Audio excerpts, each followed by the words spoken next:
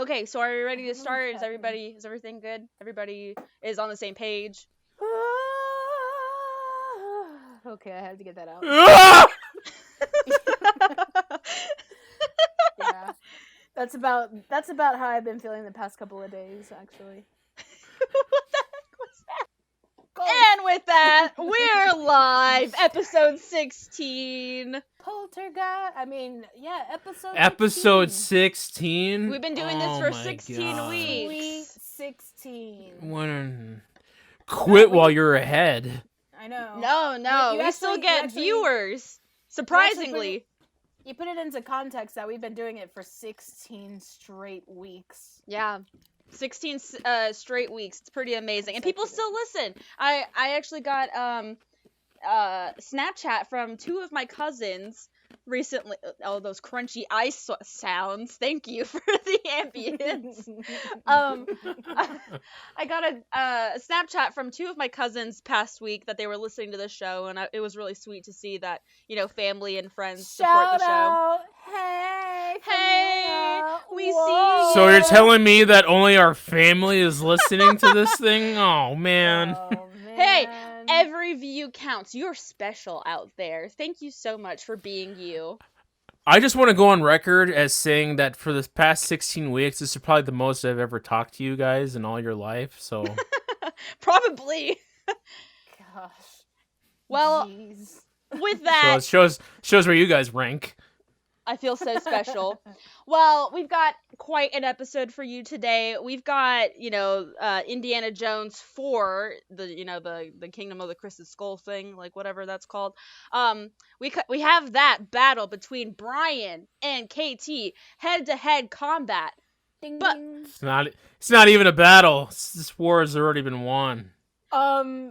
Just wait. I rewatched that trash over the weekend. Oh, those are some fighting words right there. My opinion has not changed. All right. Well, hold your horses, you foul beasts. We've got some news to cover. Whoa. I shower, Lord. Foul beasts. News. Brian, Batman. What you got on that? So, Batman, the Batman has just finished principal photography. Director Matt Reeves announced that this past week. The whole cast, featuring Robert Pattinson, they're done making that Batman movie. If you saw that trailer that came out a few months ago, that movie looks good. It looks sweet. This is going to be the movie. It's coming out in 2022. It will be, I think, the movie that will bring everybody back into the theaters. Nobody will have any excuse to not see it. This will be the movie that everybody will, like, COVID be damned. Everybody will go see the new Batman, I'm telling you, it's going to be awesome. No, that's awesome. I'm looking forward to it. Just remember where you were back in 2008, the first time you saw The Dark Knight, and what just that whole experience was. I think that it's going to be similar to that. It's just going to be just a beautiful moment, especially if you love Batman, love that character. This is going to be it's just going to be a great experience. I can't wait. I'm excited. When The Dark Knight came out, I was gifted with a movie poster, and you would think, wow, that's a really cool gift, except it was the Joker writing in blood, "Why so serious?" And I'm like, wow, I can't wait to go to sleep with that on my wall. That's the last image I see before I, go off to sleepy land. So delightful, so charming. Yeah, it did not make it up to my wall. Sweet dreams. I could see our mother, like, if we put that up on our wall, she'd be like, oh my gosh, why are you putting that evil poster up on... Oh no, absolutely. I painted a Joker painting a while back in high school, I guess, and she was like, "Oh, I loved it. I remember that. That's so dark and ugly. You should take it down. It's scary. It's gonna give you nightmares." I'm like, I painted it, and you're still gonna get nightmares. I'm terrified of my own creation. Anyways, Katie, you wanted to talk about the NBC Pixar list that came out recently, I came across an article that NBC put out for their ranking of Pixar films, and I thought it'd be kind of cool to put their list against ours. And I only did top 10 of their list and top 10 of ours. Um, their number 10 choice was Toy Story 4. We didn't even have Toy Story 4 in our top 10 at all. We put Finding Nemo as as number 10. Oh, Number okay. 9 for them was Toy Story 2. Which, if you don't know, has a 100% rating on Rotten Tomatoes. So to me, it was interesting that they put Toy Story 2 so low. However, we didn't even have Toy Story 2 in our top 10. We put A Bug's Life. They have Up as number 8. We had Inside Out. For number 7, NBC had The Incredibles. We had Brave. For number That 6, low? They put The Yeah. Incredibles that low? they That's really did. pretty crazy. Well, catch what they did here. So they put Finding Nemo as number 6. We had Monsters Inc.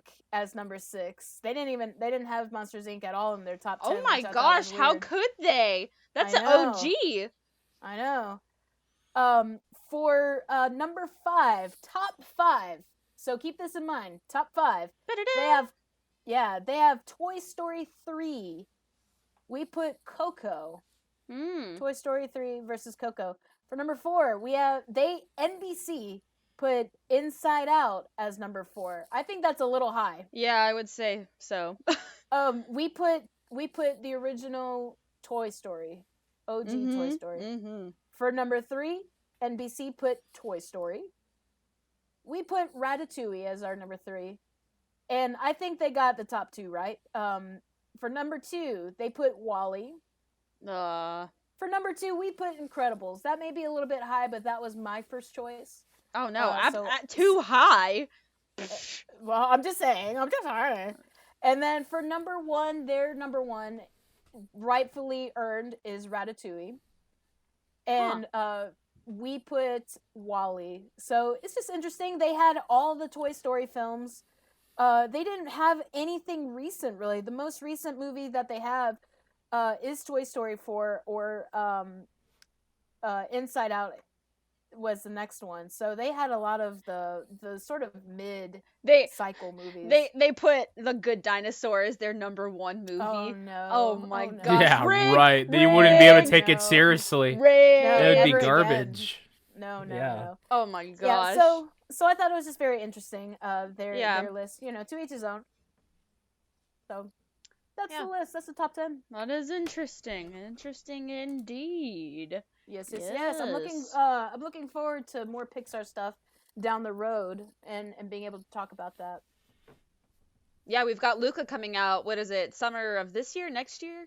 It's this year. Yeah. This year. All right. So, episode coming soon about that whenever the movie comes out. Hopefully Disney Plus doesn't put it out for $30 like they did Raya. Because goodness, I'm not paying for that. Soul was free. Good job, Soul's free. Pixar. Yeah, way to go. But that was in like holidays. That was like a perfect holiday movie. Oh, kind of absolutely. Deal, So we'll see what they do with that. Wasn't there another Pixar movie announced as well? There was Luca, and then another movie that was the girl with the red panda one, where Yeah. That looks really cute. Just from what I've seen, that looks really cute. That's a coming of age story too. You know what? I'm done. I've come to my age, and I'm just tired. I'm tired all the time. No, okay, so the coming of age story for us, we did not get a coming of age story with Soul. That was the movie for us to understand. Now the kids for the summertime get the coming of age story. Look at me, summertime, I'm becoming a aqua monster, yay! So they get Luca. Can we get like a soundbite of Ileana saying, "Oh, look at me! I'm a sea monster." Ooh. I said aqua monster. I don't know why. Aqua monster. Part of it. I'm an aquatic monster. Anyways, Katie, you have your dessert segment that has a new name. Yes, the sweet thing. Same thing, different name. Dessert corner made me think of like me sitting in a corner, like I'm in timeout eating Nilla wafers, and Wesley comes to tap on my shoulder, and I'm like, "What do you want?" So, Can I have one? yeah, this no. Okay. So today's dessert comes to us from Marie's Deli. I've been there many, many times. This is my second dessert from Marie's Deli. I was actually gonna go to somewhere different, but it was rather cold today, and I want to save that for a rather warm day. So I know you'll all be waiting on pins and needles for that. But today I've got a delicious freaking looking coconut cake. Man, Ooh. I love Damn. coconut cake. It looks Yeah, this thing looks spiky. serious. This thing looks serious. It smells delightful. Everything really from Marie's Deli is awesome. I also got a salad from there for lunch. I'm drooling. Like, geez, get on with it. All right, I'm going. It looks spiky. Like I can see the coconut flakes just, spiking up that thing. Oh, is it coconutty? Mm. Oh, Oh, man. I'm jealous. If Whoa. I wish you guys could see her actually like snacking on this thing. It looks really good. I took a nice big bite. Dang. It's so moist. Mm. Oh, yeah. It's very coconutty, which I appreciate. I love coconut. The cake is very soft. There's not too much icing in between, which I appreciate. Just the right Yeah. amount What of icing. what flavor is like Wow. the cake? It's vanilla. Oh, okay, vanilla with like a white coconut. cake. Yeah, gotcha. Yeah. So like with a coconut like frosting, flaky, Yeah. something Yeah, like yeah. that. Dang. Oh, So Heck yeah, okay. I'm gonna dude. take one more bite of this bad boy. Dang, and she's gonna make that bite count. Do you see I'm that? gonna make this bite It's count. loaded Yeah, on this- that spoon or fork or whatever. Holy cow. Look at Yeah, that yeah. bite. Don't choke, kid. No.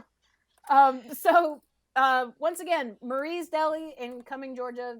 They bake all kinds of great goodies. Like this cake. I'm gonna take one bite and then I'm legit. I have to push this away. I will eat this all. Like sitting right here. Do So, it. um, Do it. do Do it. I just Do might. it. While Brian is making his arguments, I'll just be eating my cake and just waiting. Just waiting. I'll let you finish. Yeah, I'll let you finish. Anyway, so Marie's Deli, Cumming, Georgia, coconut cake, eat local. There it is. There's that Girl. bite. Dang. Brian, what is your streaming pick of the week, my man? All right, so this stream pick of the week is from YouTube. We usually don't go to the YouTube well for streaming, but I did find it. Spectacular Spider-Man seasons 1 and 2 are Ooh. on YouTube, and I was able to watch both seasons. It is the best Spider-Man content creation I've ever seen. It other than the comics, it is the best version of Spider-Man. I urge you, I command you to go check it out. Oh, Especially geez. if you love Spider-Man, do yourself a favor and watch Spectacular Spider-Man. It was a show that came out kind of right around the 2010s. Unfortunately, it got canceled right when Disney bought the Spider-Man IP from Sony. It was supposed to have about 6 seasons, but they only did 2. It's the best version of Spider-Man. Spider-Man is Peter Parker. He's in high school, dealing with all the high school issues. And they just do great stuff with the character. They show how tough his life is, and dealing with all the teenage things and all of that. They do great stuff with the characters: Mary Jane, Gwen Stacy.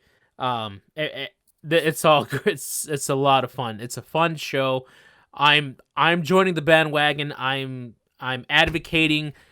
Please make a season 3. Somebody get season 3 of Spectacular Spider-Man done. It needs to be done. I don't care if I see another MCU Spider-Man. getting All I fired up. want is Spectacular Spider-Man 3. Give it Bring to back him. the whole cast. Bring back showrunner Greg Weisman. They did. I mean, you have to see the show. You have to see it. It's 22 minutes each episode, so you can, blast, a season like in, easily. It's just so quick and easy. Spectacular Spider-Man 3, better than any of the other animated Spider-Man shows. Better than Amazing Spider-Man movies. It's up there. It's great.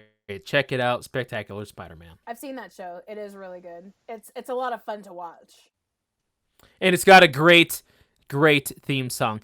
Spectacular, spectacular man, spectacular, spectacular Spider-Man. Ooh. So you're saying he's spectacular? Ileana, what's your anime pick of the week? So, this week, I'm going to be because this seems to be happening. I have not had enough time to watch any anime recently, and I don't want to pull up one from like the bowels of my anime catalog. So I'm actually just going to be making this now my animation little channel, little spotlight. So anything that's animated, whether it be like a movie or a TV show, anime, whatever, I'm just going to highlight that during this portion because it seems to be what's happening. Um, so for this week, it is once again, yet again, on Netflix, just because I have it. It's the easiest for me to access. But soon I'll be going back to Hulu and trying to watch other things on different platforms. But for this week, it is Netflix, The Dragon Prince. If you guys have not seen this animated show, it is really interesting in the way that it's animated. It has I don't know the way like how it is. I guess it's 3D animated characters that look 2D. So they're moving in a 3D plane and they actually are 3D characters. However, they are drawn as if they're 2D, like physically. I don't know how they do that. And I've taken 3D courses before. But the story is really interesting. It has 3 seasons, and you definitely give it a watch. It's a lighthearted show for kids to watch. I'm a kid at heart, so I like to watch, more childish things, but it still has like a serious plot. It follows the story of a dragon prince. However, he is not hatched yet. So it is the story of trying to get this egg to the parents of the dragon. So it follows the story of the 2 boys of this kingdom, and the battles are going on between other kingdoms, and they want to steal the egg, and this conflict that's going back and forth. So you just follow this weird realm. There's elves, there's dragons, there's all sorts of magic and cool stuff happening there. Family friendly. Definitely go check it out if you're into magical and like medieval type of stuff. So yeah, Dragon Prince on Netflix. Well said. Sounds good. I'm interested. Yeah, it's a really good Nice. show. I would say anybody can watch it. Any age. So yeah, definitely go get it, check it out. And with that being said, ladies and gentlemen, today, for your listening pleasure, we have the debate of Katie Bauman versus Brian Bauman and Indiana Jones and the Kingdom of the Crystal Skull. The 4th I'm installment sorry. of Steven's... What? What is so funny? What is so funny?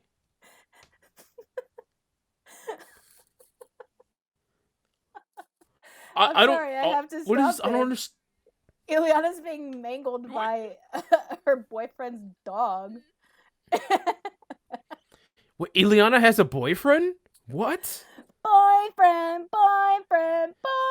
This is the first I'm hearing of this. Ileana's boyfriend. I'm gonna cut this whole section out because that's just No, you better not. I am. I'm cutting it out. Don't. You better Cut not. this out, but leave it in there. Leave it in. I'll be nice to go. Anyways, Brian, as you were saying. Yes, as I was saying, Indiana Jones and the Kingdom of the Crystal Skull. It's the 4th installment of Steven Spielberg's adventure trilogy that took quite a road to be released back in good old 2008. The original trilogy, Stark, Temple of Doom, Last Crusade, had ended in 1989 with Last Crusade with Indy and his dad, Sala, and Brody riding off into the sunset after finding something more personal and worthwhile than buried treasure or the artifacts of legends. But audiences still wanted more.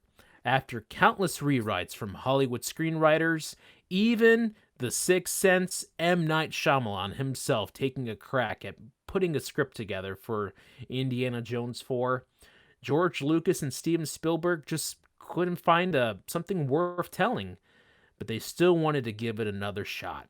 Harrison Ford himself, while not quite as young as he used to be, was gung-ho for putting on the fedora and the whip for another installment. Finally, they think they had something right, and anticipating Kingdom of the Crystal Skull, the fourth sequel, was deep. Almost as deep as the big blockbuster sequel of 2008, The Dark Knight. When Kingdom of the Crystal Skull was released, the numbers were astounding. The opening weekend numbers stand at $100 million. Nothing to snort about. Nothing to snort about at all. The total domestic gross was $317 million, making it one of Spielberg's and Harrison Ford's best in terms of box office business. At the end of the day, the international gross ended at $786 million. Obviously, the love and adoration for this franchise and for the star was still there. There are very few films that are not Star Wars, not Marvel superhero, not Disney animated films that could make that kind of money. But movies are not just judged on success based solely on their box office. According to Rotten Tomatoes, Indiana Jones 4 has 73% critics agreeing with the film, giving it a positive review, while audiences are at 53% positivity. So obviously, audiences are split on the film. While families and newcomers to the franchise were pleased with the decision Spielberg and team made, diehard fans and the internet audiences were perplexed and gave the film a good drubbing. So today we're going to be making a case for, is Indiana Jones 4 all that it's cracked up to be? Or is it a movie that just should have been shelved? Katie, you ready? Ready, Freddy. All right. My first argument for how and why this movie is great May I interject already? Yes, Wait. go ahead. Okay, Go ahead. so here's for the folks at home.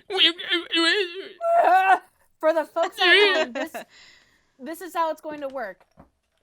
We are both going to give our opening statements uninterrupted, and then we will debate from there. Ileana is going to judge not on who is correct, but who puts up the better argument.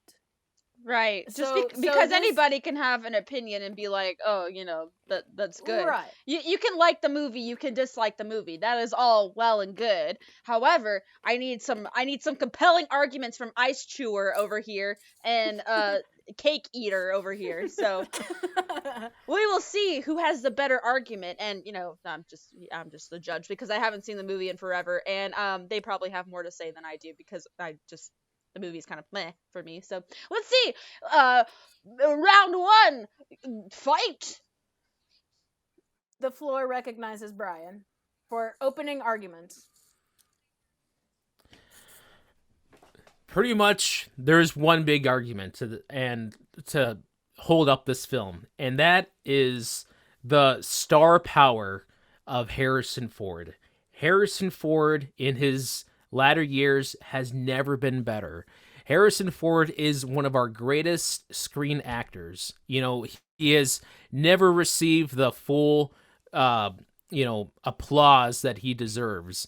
But when he does films, when he started doing Kingdom of the Crystal Skull, Force Awakens, Blade Runner 2049, when he went back to these roles, it was a welcome for audiences. Audiences love seeing Harrison Ford in these roles.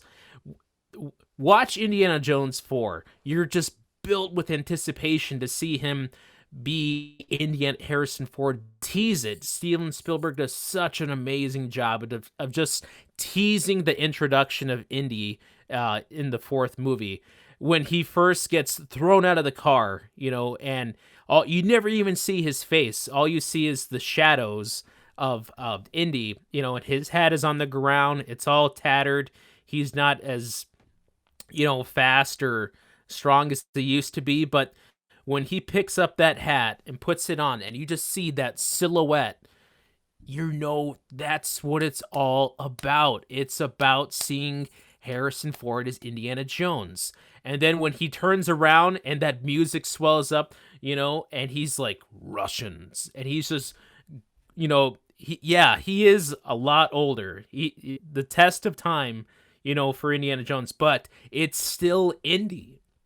It's still that character that you knew and loved all the way back from 1980 when he turned around and whipped the guy that tried to shoot him in the Amazon jungle. It's the same guy, just a little worse for wear. It's not it's what's the line in Raiders? It's the mileage. That's what it is. Harrison Ford has never been better as Indiana Jones. Should I keep going with the rest of the? No, that's your Or opening do statement. So you want to go? You want to have a beat? I'll have Okay, a that's my opening statement. Harrison Ford is still awesome. Okay, go ahead. Okay, so my opening statement is that we're not here to talk about Harrison Ford per se. We are talking about a movie that stars Harrison Ford. We are talking about Indiana Jones. And for a lot of people, I think they, myself included, we went into this expecting Indiana Jones. It is true that he is our childhood hero. For heaven's sakes, I'm gonna tease Brian just a little bit, but for years, this kid had a bullwhip, a fedora-like hat, and he went around calling himself Brindiana Jones. All right, there's a throwback to you. Nice. Yeah, so we are fans. We are fans. The problem is, this is not an Indiana Jones film when it comes to its quality. When you look at the film, I think a lot of fans that like the film are going into it with rose tinted glasses saying, oh, it's Indiana Jones. He can do no wrong. But it's not just about Indiana Jones, it's about the movie as a whole. And when you start to dissect this film, there is a lot to unpack that is not necessarily good as from a movie production standpoint. That being said, there are some good elements to this movie, but it is not enough to save it from the dumpster fire that it becomes, especially in the third act. There is a lot to unpack, and in today's statement, I will be hopefully taking off those rose tinted glasses and showing you the Matrix. I mean, the truth. So that is what I intend to do. That is my opening statement. So, So, with that being said, I would like to explain why the film is as good as all the other films. And while it is not the better than all the three, it is definitely, I will agree, the least of the trilogy. It is still up there with the films, and it should not be ignored. It should not be slandered. In fact, it should be applauded for being just an all-around great adventure action film. Before Kingdom of the Crystal Skull came out, there was another trilogy that came out called The Mummy and The Mummy Returns, and then The Mummy, The Emperor's Tomb. All those films stole heavily from the Indiana Jones franchise and trilogy. They were pretty much reruns of Indiana. At the end of the day, those films were copycat ripoffs of everything Indiana Jones wise, the whole trilogy. And at the end of the day, Kingdom of the Crystal Skull is still a much better film than the Mummy films. One reason, too, about that. The stunts in Kingdom of the Crystal Skull are just as good as anything you've ever seen before. The stunts are breathtaking and death-defying. You watch the motorcycle chase right in the middle of the film. Harrison Ford is doing his own stunts, and they look so believable. They're so swashbuckling, you believe that this old man could really die on a motorcycle. He's hanging on for dear life. It's one of the rare films where you get that feeling of an actual chase happening and somebody who's right there at the edge of their seat. When Indiana Jones is in the warehouse at the beginning of the film and he cracks that whip and swings to catch a truck, there's name anything better than that in an action movie. That is pure Indiana Jones to its core, and to deny that and say that it's not as good as other films is just a slap in the face to everything about Indiana Jones. Okay, so my rebuttal is I don't think anybody is questioning the stunts. For me, it's the context of the stunts themselves. Um there are so many instances in the film where it's like, why is any of this happening to begin with? And I think it is just to insert those cool stunts because they are cool. I know exactly what you're talking about when he's in the beginning of the film when he's on the motorcycle and he's dragged inside the car by the bad guys, and then he goes through the car on the other side. They're both moving still, the car and the motorcycle, and he climbs out and climbs onto the motorcycle. That is a cool stunt. But then you look at the context of it, and they're like, you're driving through a populated American town, and you're telling me that there are absolutely no cops around. And I know what I find myself asking or telling myself with this film as I was watching it is you have to have a huge suspension of reality. When with the other films, you didn't need that. It was more of, this is reality. This could actually happen. And I find myself saying, this is not real. This is so over the top. It's not even funny. A lot of it is over the top. In fact, the first bit when they are in the warehouse, do you mean to tell me that these Russians break into Area 51 in the middle of the Cold War and nobody bats an eye? Strike one. Strike one. And they're just fine. They get away. All of those people get away just fine. Second, and I'm going to go ahead and say it now, I'm going to get it out of the way, suspension of disbelief. Indiana Jones is supposed to be a real man. Like, yeah, he's buff and tough and very incredibly smart, but he's just like you and me. He doesn't like snakes. He's just a guy. He's a teacher. But you gotta be, there's no way that you can climb into a refrigerator and come on, we've heard this argument before. We've I'm heard this argument yeah. so many Referee, times. Ref. Arguments while in session. Please hold. Let me finish my statement, please, sir. Please, sir. Continue. Finish it, please, because it's so ridiculous. Hey, whoa. Continue, madam. Let me finish up my statement then. Throughout the movie, you have moments like this where it is just so unbelievable. Where it's, why did this happen? Why did they even shoot off an atom bomb in the first place? I don't remember that being explained. Are you serious? Come on. No, you're no, killing me, Smalls. Flag on the field. And I'll make one more example. I can go on, but clearly Brian wrap it up. To say. Wrap it up, all right, cake I'll wrap eater. it up. Okay, all right. So the way in Act 3, they drive off a cliff, which I can get, but a tree catches the car, swats the people hanging up on the cliff like a fly swatter, and the water not only lands in the water just fine, but all the people in the car survive not one, not two, but 3 Niagara Falls sized waterfalls. These are supposed to be real people. And so you're just taking away, like, they've become like these almost weird Ref, come superhero. on. How long is she gonna I take? know. Seriously. All right, I'm done. gonna cut you I'm off done. now. I'm done. All right, all right. All right. Let me rebut that. With this, okay? You have 1 minute. Okay, let me rebut this, and I'm gonna move on to my next point really quick, okay?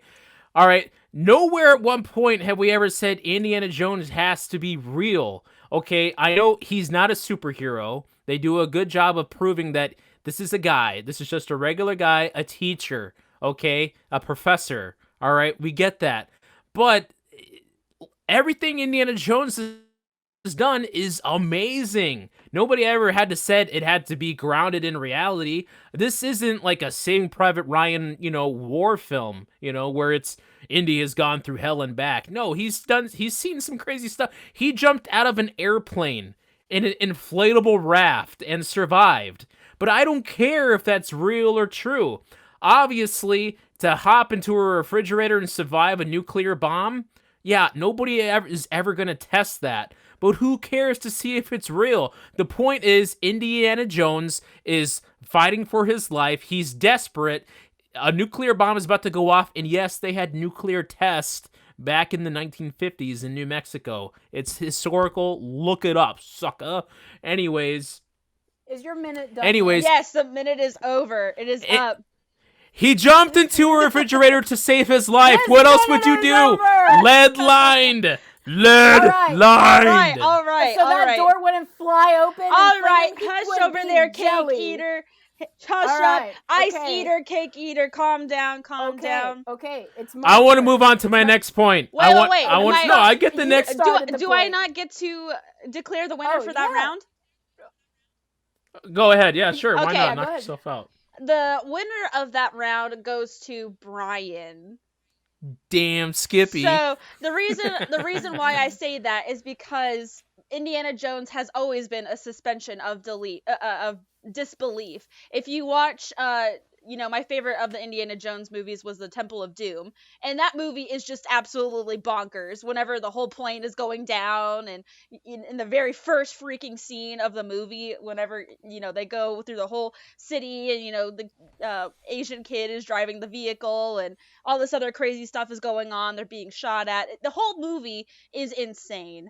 So all of the movies just have this suspension of disbelief, and you're not supposed to act like this is real, or whatever. You're just along for the ride of this is wild, and he's doing all these crazy fun things. So that is why first round goes to Brian. I do know that they did atom bomb. They did A-bomb testings, and oh my gosh, get out of here with that. All right. Okay, may I start the next round? I find that only fair. Okay, thank you. Okay, fine. Go ahead. Thank you. All right, this is more in context of filmmaking itself, of the film itself. So, a few of the things that just caught my attention versus the first three films, one was the extra bright lighting. Like, why was it so brightly lit? For that, it almost looked like it was heavenly. And it took away from the atmosphere of the movie. We're supposed to be in the jungle, but I feel like we're in the heavenly realms because of how bright it was. And what that did also was really bring out the costumes. The costumes were too pretty. And I say that as a bad thing because, once again, they're supposed to be in the jungle. They're supposed to go through all these ordeals, get dirty. And yet, going back to that cliff scene where they've just had this encounter with ants and dirt and monkeys, for goodness sake, and whatever. They've been fighting. They're in the jungle wearing long sleeve shirts. Magically, almost in every scene, they are pristine. Like, they just picked it up at freaking I don't know, JCPenney, right off the rack. And so once again, that adds to the disbelief. Like, what the heck? Nobody shops at And JCPenney anymore. shut up. And so, um, it adds to that disbelief. And if you go back to the other films, they are grimy. They are gross. If you look at Temple of Doom, let's just stick with Temple of Doom. His freaking shirt is ripped open. He's covered in natural sweat and dirt and grime, and that makes it look like he's been through and boo-boos. It makes him look like he's been through an actual ordeal. It makes him look more human. And that may be one of my biggest arguments, and you can not agree with me, but that makes him look human. It makes it look as though there is what is the word? There is the stakes are high.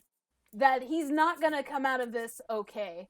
But when you watch the film, those two things alone make it really boring. Just really boring. Oh, is he hurt? No. Who cares then? Who cares? The stakes are not high. And even when it gets to the climax of the film, it's like, so what?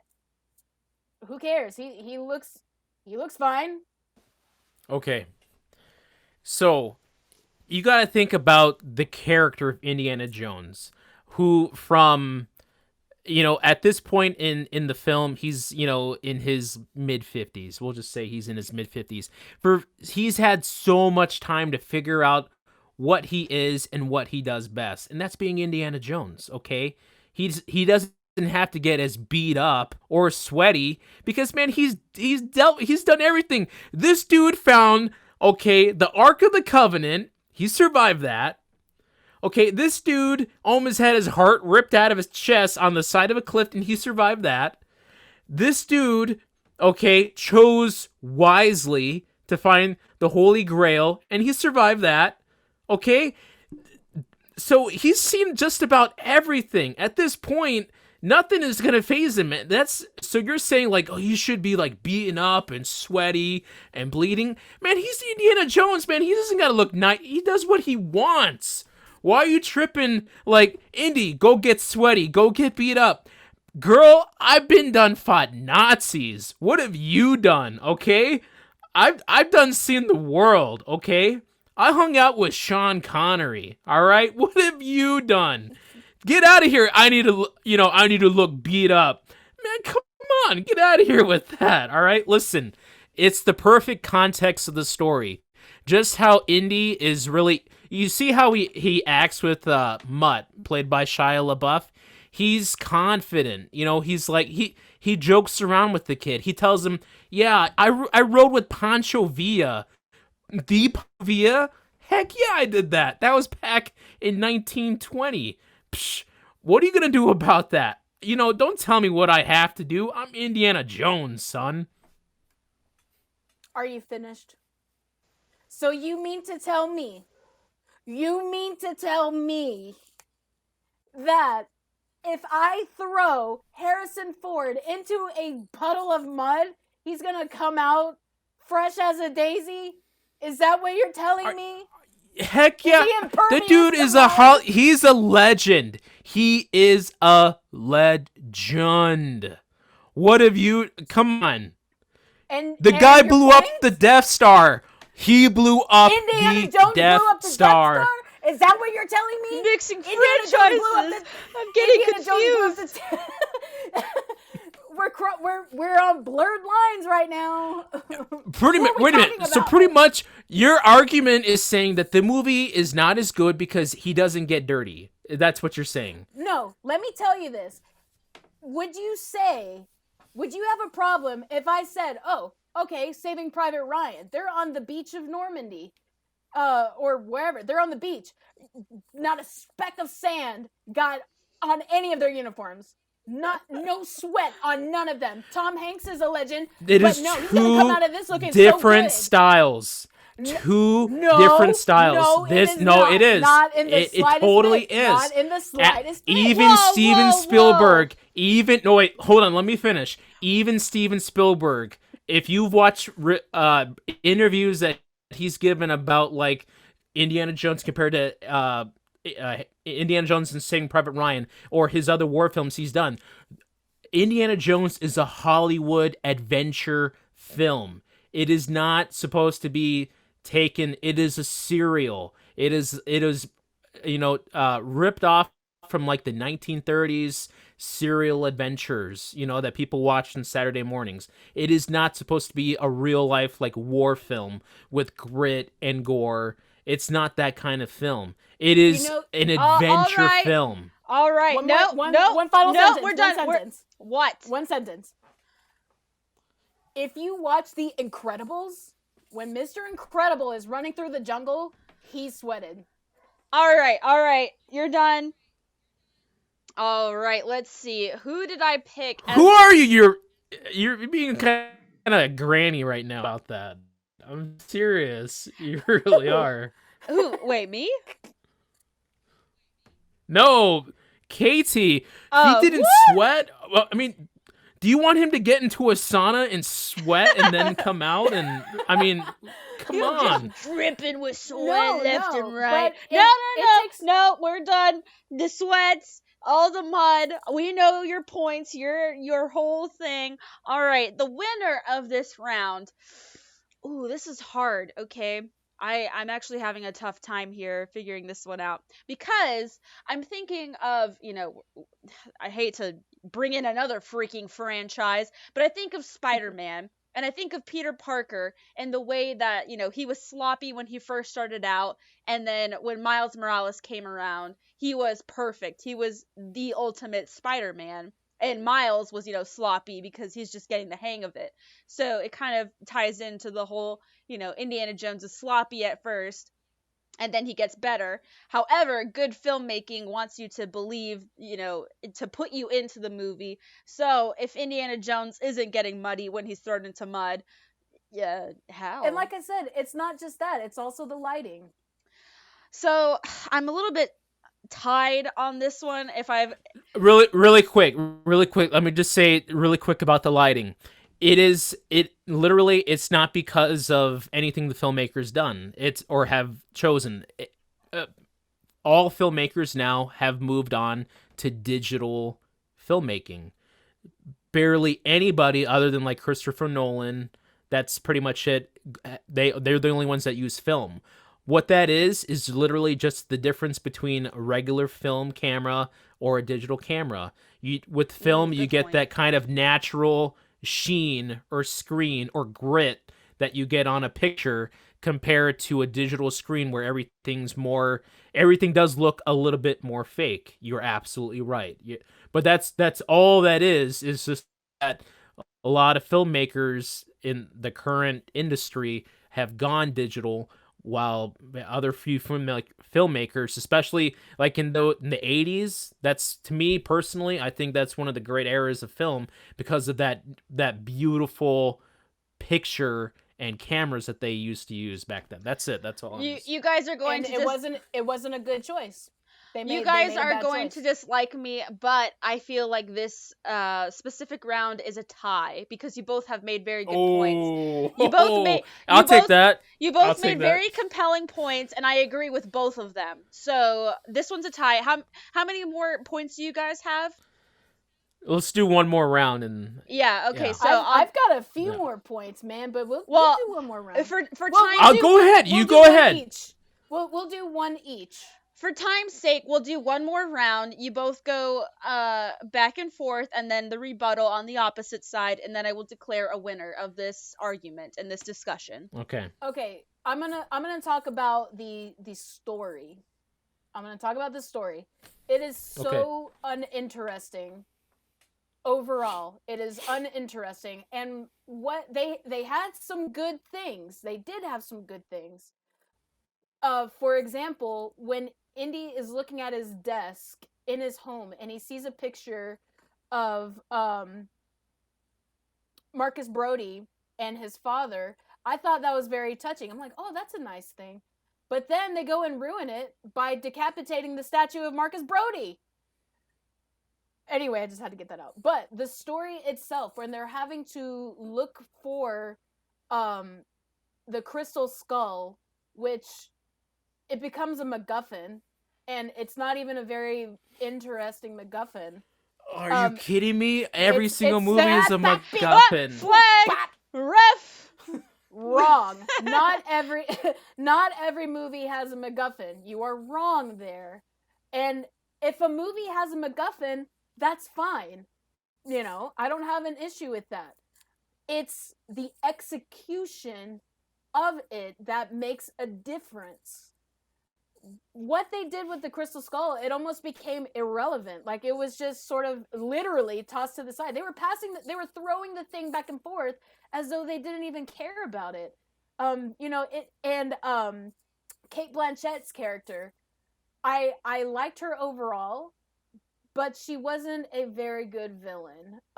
If anything, she was actually kind of an ally when they were sitting around the camp trying to figure out the riddle that what's his name gave them. And then all of a sudden Shia LaBeouf's character just flies off the handle, which is,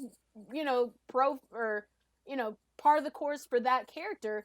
But there's a lot of this conflicting stuff going on, and there's way too much going on, and it's so uninteresting when it gets to the end that when you get there, you're expecting a little bit, expecting something, and then you're greeted with aliens. And I'm not going to knock aliens, because in the Indiana Jones books, yes, we're going to the books, there is plenty of sci-fi elements about it. But again, execution. Didn't care. The aliens were there. I didn't even care for the CGI. I didn't care for the design of the aliens. Kate Blanchett's character blew up because she was overwhelmed with knowledge. Someone explain that to me. She blew up because her brain was full of knowledge. No.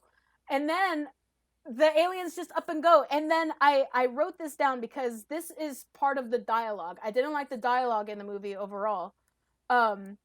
Where is it? It was so the aliens go away. Where did they go? Space? They didn't go to space. They went to the space between spaces. The campiness of this movie just makes me go like, ugh. So overall, the biggest and worst offense of this movie is execution. Didn't do it for me. They could have had, if they had just tweaked several things here and there, maybe even pull some of those elements back, such as cut the scene with the monkeys. Why was that needed? It just added to that campiness. And that's what was full in this movie. Just a lot of campiness, a lot of over-the-topness, and it just deterred me. It just made me groan as a fan. So, that is my argument. Execution. Brian, you have the floor. You may speak. Movie's not Thank you. I appreciate it. Listen, you are absolutely right. The film is not perfect. If it was me and I was editing this film, yes, there are lots of bits and pieces I would cut. Absolutely cut the monkey scene. It is, I think nobody enjoyed that scene at all. I don't know why they added it in there. I think they wanted to give Shia LaBeouf something else to do. But at the end of the day, I think the story is a lot deeper than what people give it credit for. If you look at the story and at the evolution of Indiana Jones, when you first introduced to him in Raiders, he's barely an archaeologist. He's more, a treasure hunter, more like a thief, if you will. In Temple of Doom, they almost said that he was such a thief that some guy in, Maharaja or whatever was gonna not cut off his hands, cut off his ears, but cut off his goodies. So that's kind of the that's kind of the texture of Indiana. That's his identity. That's what his reputation. That's the word. That's the reputation that he has. That he's going around the world and taking these artifacts.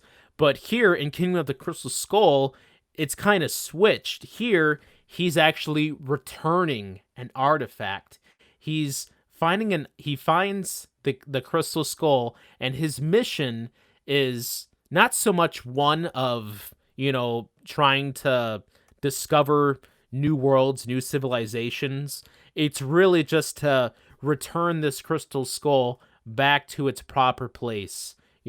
So his character has evolved, and though he's lost a father, he's lost two father figures. He lost Marcus Brody. He lost Dr. Jones, Henry Sr., but now he's finding his son. And while I admit that the connection probably needed more time to really feel thorough enough with him and Mutt, and to find out that he is his son, and all that, I think there it's part of just the legend of Indiana Jones that, after all these years of searching and trying to find, fortune and glory, he does find it, but not in a treasure. He finds it by, finally connecting with Marion after all these years, finally finding a son, and going on this adventure, you know.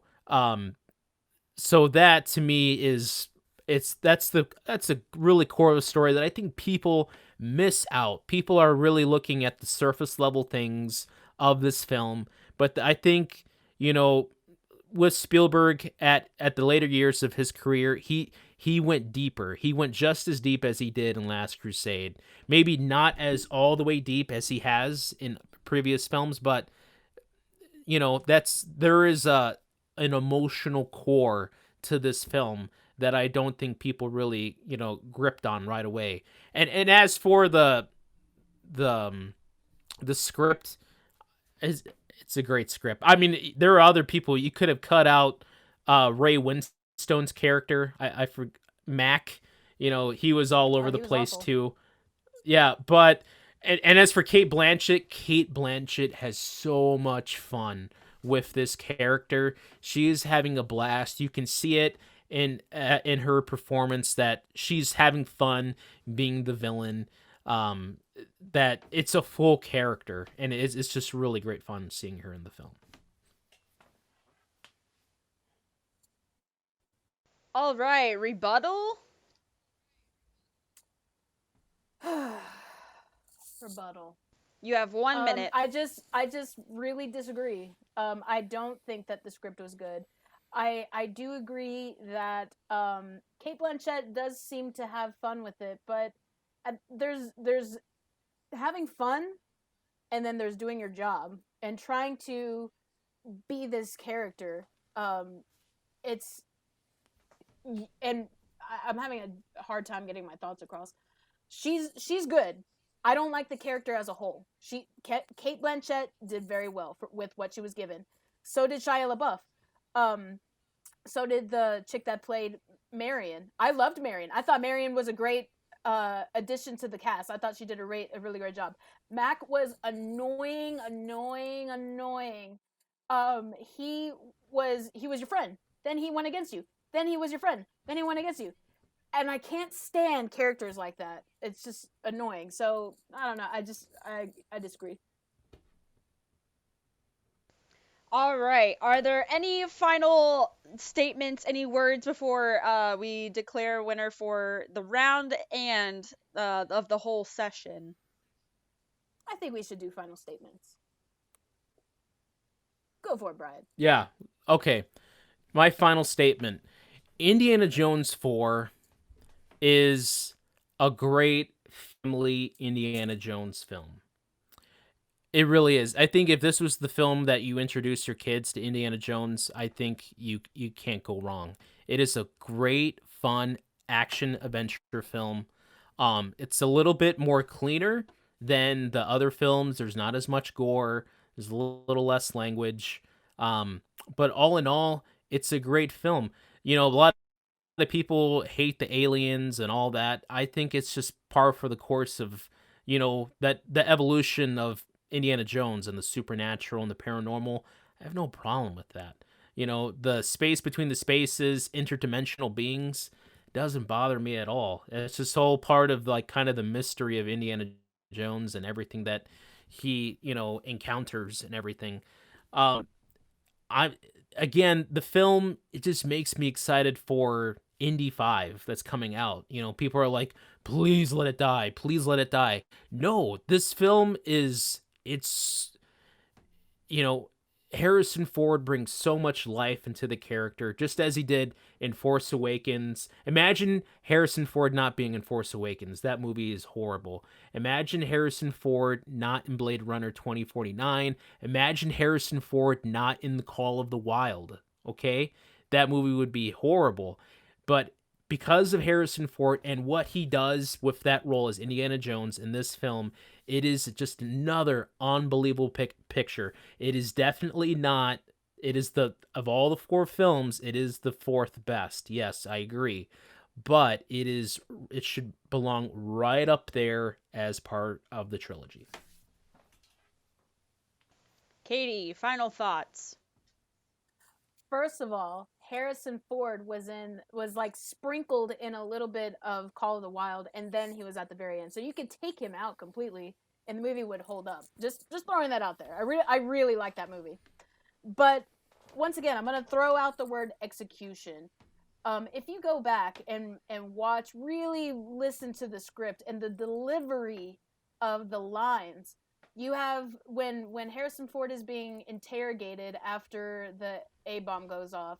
It's first it's some dialogue, just some lighthearted dialogue. Then it gets to the point. I'm very much for the tactic of show don't tell, and I feel like they're just telling everything. Like, let's get to the point, but it's not even really get to the point. Let's just there's just a lot going on.